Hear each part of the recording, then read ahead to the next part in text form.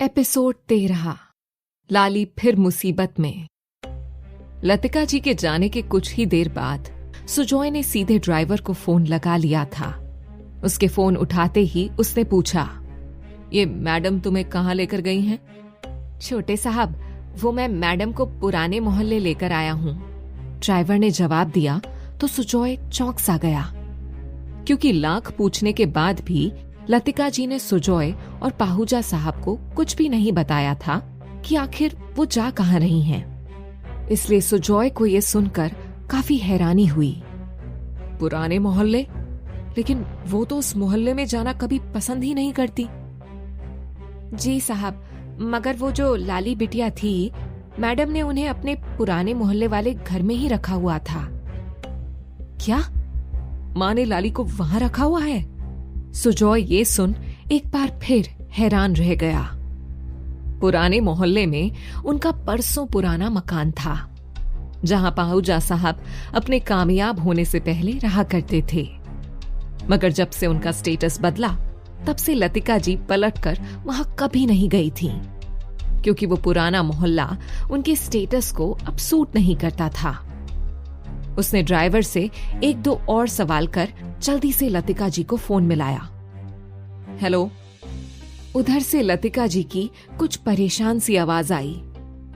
माँ, आप पुराने मोहल्ले में हैं। आपने लाली को वहां रखा हुआ है और हमें कुछ बताना भी जरूरी नहीं समझा। कहते हुए सुजॉय के लहजे में एक शिकायत सी उतर आई थी। तब लतिका जी ने एक गहरी सांस लेते हुए कहा, मैंने लाली को यहां रखा हुआ था सुजॉय, अब वो यहां से भाग चुकी है।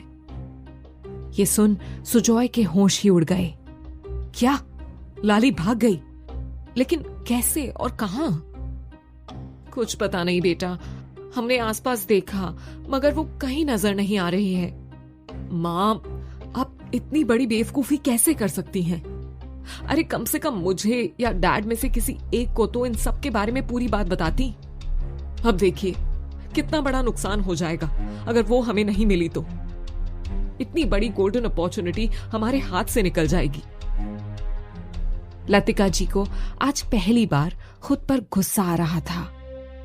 अगर वो थोड़ी तसल्ली से काम लेती तो आज शायद लाली सेफली उनके घर पे होती और उसे मिस्टर शाह को सौंपकर वो लोग अपने कर्ज से भी आजाद हो जाते। सुजॉय की बातें सुनकर लतिका जी को और झुंझुलाहट हो गई। उन्होंने अपने खास टोन में बिगड़ते हुए कहा, बस तुम और तुम्हारे डैड इसकी फिक्र मत करो। अगर बात मेरी वजह से बिगड़ी है तो उसे संभालूंगी भी मैं ही। उसे इतनी आसानी से अपने हाथों से जाने नहीं दूंगी। अब उसकी जिंदगी से हमारा फ्यूचर जुड़ा हुआ है। मैंने कह दिया ना कि मैं उसे लेकर आऊंगी तो आऊंगी। इसलिए कहते कहते लतिका जी कुछ पलों के लिए रुक सी गईं। उनकी नजरें खिड़की पर पड़ी तो काफी दूर उन्हें ऑटो से उतरती हुई लाली नजर आई। उन्होंने जल्दी में सुजॉय से कहा, एक मिनट, मिल गई वो। तुम फोन रखो, मैं अभी देखती हूं उसे। ओके माँ, आप देखो उसे और हाँ ध्यान रहे, अब उसे कहीं जाने नहीं देना है। कह उसने कॉल काट दिया। वहीं लतिका जी लाली के बिल्डिंग में आने का इंतजार करने लगी। पाहूजा साहब ने जब सुजॉय की बातें सुनी तो वो भी कुछ परेशान होते हुए बोले, ये लतिका भी ना, अपनी जिद और ईगो के आगे तो इसे कुछ सूझता ही नहीं। अब देखो, बैठे बिठाए इतनी बड़ी मुसीबत खड़ी कर दी। सुजॉय ने देखा कि डैड कुछ ज्यादा ही बेचैन नजर आ रहे हैं, तो वो उनके पास आकर उनके कंधे पर हाथ रखते हुए बोला, डैड, माँ इतनी भी बुरी नहीं जितना आप उन्हें समझते हैं। उन्हें नहीं सही लगा होगा लाली को इस घर में रखना, इसलिए उसे वहां शिफ्ट कर दिया। अब किसे पता था वो वहां से निकल जाएगी। अभी सुजॉय उन्हें समझा ही रहा था कि तभी एक बार फिर से फोन बज उठा। पाहूजा साहब ने जैसे ही कॉल रिसीव किया तो उधर से प्रोड्यूसर शाह की आवाज आई, तो पाहूजा साहब, क्या सोचा आपने? पाहूजा साहब हिचकिचाते हुए बोले, लेकिन मिस्टर शाह, अभी तो मुश्किल से 3-4 घंटे ही बीते हैं। मैंने आपको कहा था कि मैं सोच कर बताऊंगा। तो मैं करता हूं ना कॉल आपको।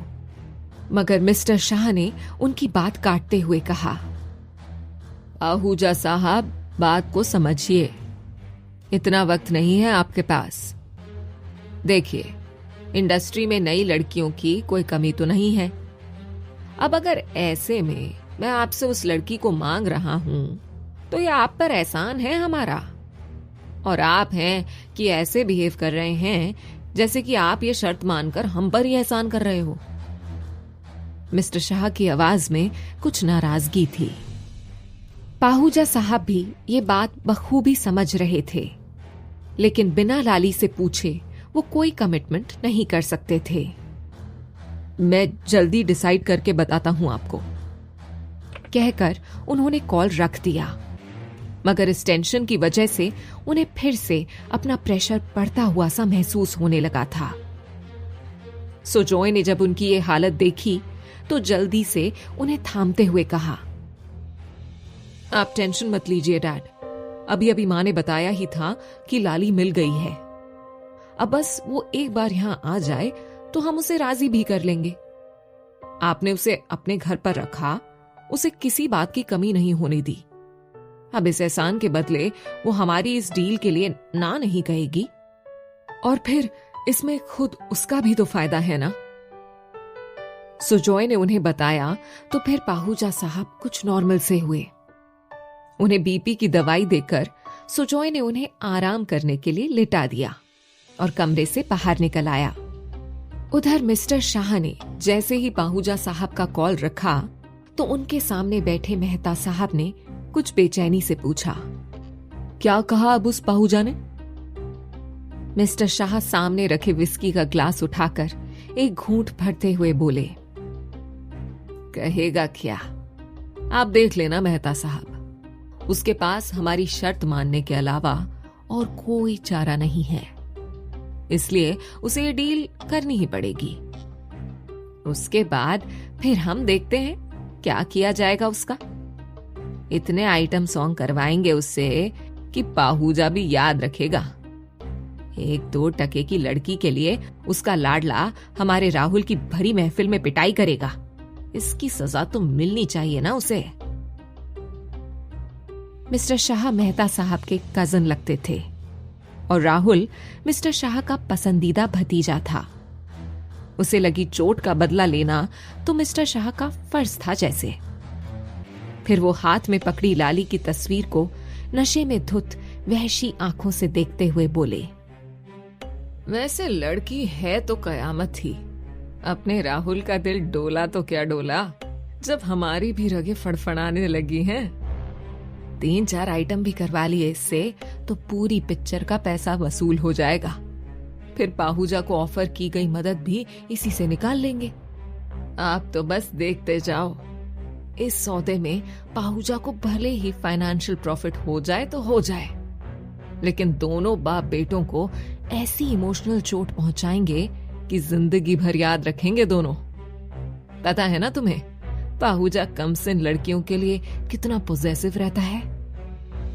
इस पर मेहता साहब ने मुस्कुराते हुए कहा, इस बार उसे चोट एकदम सही जगह पर लगेगी। कहकर दोनों ठहाके मारकर हंसने लगे थे। हॉल के बगल वाले कमरे में बैठा राहुल भी उनकी बातें सुनकर मुस्कुरा उठा था। ख्यालों में ही उस रूप की देवी के करीब हो जाने की खुशी उसे अंदर तक गुदगुदी सी कर रही थी। सामने रखी लाली की तस्वीर पर उसने एक गहरी नजर डालकर आहसी भरते हुए कहा, मुझे अपने पापा और शाह अंकल पर पूरा भरोसा है। लड़की तो जल्द मेरी बाहों में होगी। नंदराय के ठिकाने से भागकर लाली उसी मोहल्ले में आ पहुंची थी जहां लतिका जी ने उसे रखा था। उसने ऑटो मोहल्ले से कुछ दूर पहले ही छोड़ दिया था ताकि किसी को ये न लगे कि वो कहीं दूर से आई है। अगर काम वाली बाई आ भी गई होगी तो उसे कहूंगी कि पास के दुकान से कुछ लेने गई थी। मन ही मन सारे जवाब तैयार करते हुए वो तेज तेज चलती हुई बिल्डिंग की तरफ बढ़ती जा रही थी। उसके मन में अब तक वो सारे सीन घूम रहे थे। नंदराय की उसके साथ जबरदस्ती की कोशिश और फिर नरेन का वहां पहुंचना। दिमाग था कि कोई भी नतीजे पर पहुंच नहीं पा रहा था। और दिल तो जैसे अब बाहर आने को था। कैसी कैसी मुसीबतें पार कर वो वापस लौट पाई थी। अब तो नरेन से मिलने की रही सही उम्मीद भी चली गई। पता नहीं अब और किस्मत कौन कौन से खेल लेकर सामने आने वाली है। इन्हीं उधेड़ बुन में डूबी हुई वो बिल्डिंग के अंदर घुसने ही वाली थी कि तभी एक ऑटो उसके पीछे कुछ दूर पर आकर रुकी। उसमें से नंदराय चिल्लाता हुआ निकला, साली कहां तक भागेगी? इतना कहते हुए उसने लाली को पीछे से जकड़कर गोद में उठाया और ऑटो की तरफ लेकर भागने लगा। लतिका जी खिड़की से ये सब देखकर चीखते हुए बोली, ए कौन हो तुम लोग, छोड़ो उसे। लेकिन उन लोगों तक लतिका जी की आवाज नहीं गई और वो लाली को लिए ऑटो की तरफ बढ़ने लगे। लतिका जी ये देखकर तेजी से बाहर की तरफ भागी, लेकिन तब तक नंदराय और मुकेश लाली को ऑटो में डाल चुके थे और वहां से निकलने लगे थे। जब तक लतिका जी नीचे उतरी तब तक वो लोग ऑटो स्टार्ट करके काफी आगे बढ़ चुके थे। वो भागते हुए अपनी गाड़ी की तरफ बढ़ी और ड्राइवर से कहा, उस ऑटो के पीछे ले लो जल्दी। लतिका जी को ऐसे हड़बड़ाते हुए देखकर ड्राइवर समझ चुका था कि कोई न कोई गड़बड़ जरूर है, इसलिए उसने भी तेजी से कार आगे बढ़ा दी। जिस तरह से नंदराय और मुकेश लाली को लेकर भागे थे, लतिका जी को यह साफ साफ किडनैपिंग का मामला लग रहा था। इसलिए उन्होंने बगैर एक भी पल गंवाए हुए पुलिस को कॉल करके लोकेशन बताई और फिर सुजॉय को कॉल लगाया। क्या हुआ मां? कॉल उठाते ही सुजॉय ने पूछा तो उन्होंने काफी दूर जाती हुई ऑटो को देखते हुए कहा, कुछ गुंडे लाली को किडनैप करके शहर से बाहर की तरफ ले जा रहे हैं। मैं उनके पीछे जा रही हूँ, तुम भी आ जाओ। गुंडे? लेकिन यहाँ कौन से गुंडे लाली के पीछे पड़ गए? सुजॉय को कुछ समझ नहीं आ रहा था। वो सब बताने का टाइम नहीं है सुजॉय, तुम बस शहर के बाहर वाले रास्ते पर आ जाओ। हम लोग उल्हासनगर की तरफ बढ़ रहे हैं, जल्दी आओ। कहकर लतिका जी ने कॉल काट दिया। इधर ऑटो के अंदर नंदराय ने लाली के दोनों हाथ पकड़कर उसे एक जोर का चांटा मारते हुए कहा, साली कुतिया, बहुत भागने का शौक चढ़ा है ना तुझे? मौका मिला नहीं कि भाग ली, तुझे तो अब मैं बताता हूं। कहते हुए नंदराय ने जेब से एक छोटा सा चाकू निकाला और नीचे पड़े हुए उसके पैरों को जबरदस्ती उठाकर सीट पर रख दिया। लाली खौफ से चीख उठी, नंद जी, नहीं नहीं नंद जी, मैं आपके हाथ जोड़ती हूँ, आप जैसे कहोगे मैं वैसे रहूंगी, अब कहीं नहीं जाऊंगी। आप मुझे गांव ले चलो, मैं तैयार हूं चलने के लिए। लेकिन नंदराय को जैसे कुछ सुनाई ही नहीं दे रहा था। उसने गुस्से में कहा, मुझे चोट देकर भागी तू, ये देख। कहकर उसने अपना कुर्ता कंधे से नीचे बाह तक सरका दिया। लाली की नजर वहां पर पड़ी तो उसके मुंह से एक सिसकारी सी निकल पड़ी। स्लाइड रिंच की मार से नंदराय की बाह का मांस उधड़ सा गया था। वहां बने गहरे घाव और जमे हुए खून को देखकर उसकी रूह कांप गई। मुझसे गलती हो गई नंद जी, बहुत बड़ी गलती हो गई। मैं आपको कोई चोट नहीं पहुंचाना चाहती थी। मैंने तो बस आपसे बचने के लिए वो रिंच उठाया था, लेकिन मैं अब कभी ऐसा कुछ भी नहीं करूंगी। भगवान के लिए मुझे माफ कर दीजिए। अब तू कुछ करना चाहे भी ना तो भी नहीं कर सकेगी साली कुतिया। लेकिन अब जो गलती तुझसे हुई है तो उसकी सजा तो तुझे मिलनी चाहिए ना, इसलिए अब सजा के लिए तैयार हो जा। तुझे कम से कम इतनी चोट तो देनी ही पड़ेगी कि मेरा बदला पूरा हो सके। और फिर जो तूने गांव भर में मेरा नाम खराब किया है उसका बोनस अलग से। साला जवाब देते देते थक गए मैं और मेरी माँ। और ये साली अपने ही सौतेले बेटे से प्रेम लीला रचाने का सपना लिए बंबई आ गई। उसे इतना डरा हुआ देखकर नंदराय के होठों पर शैतान सी मुस्कुराहट बिखर गई थी। उसने लाली की आंखों के सामने चाकू लहराते हुए कहा, और गांव तो तुझे जाना ही पड़ेगा, क्योंकि वहां के लोगों को तुझे ले जाकर दिखाना मेरी मजबूरी है, ताकि सबको पता चल सके कि तू मुझे छोड़कर भागी नहीं है। लेकिन अब मैं तुझे गांव ऐसे लेकर जाऊंगा कि तू फिर कभी वहां से भाग निकलने के लायक ही ना बचे। इन्हीं सुंदर पैरों से भागती है ना तू, अब ना इन पैरों की सुंदरता रहेगी और ना भागना। अरे भागना तो दूर, मैं चलने तक की भी ताकत नहीं छोड़ूंगा तुझ में। बहुत बुरा किया तूने नंदराय के खिलाफ जाकर। अब तू तो बस अपने कर्मों का फल भुगतने के लिए तैयार हो जा। कहकर उसने वो छोटा सा मगर धारदार नुकीला चाकू उसके पैरों के पास ले जाकर रख दिया, और फिर उसकी आंखों में फैला हुआ डर देखकर ठहाके मारकर हंसने लगा।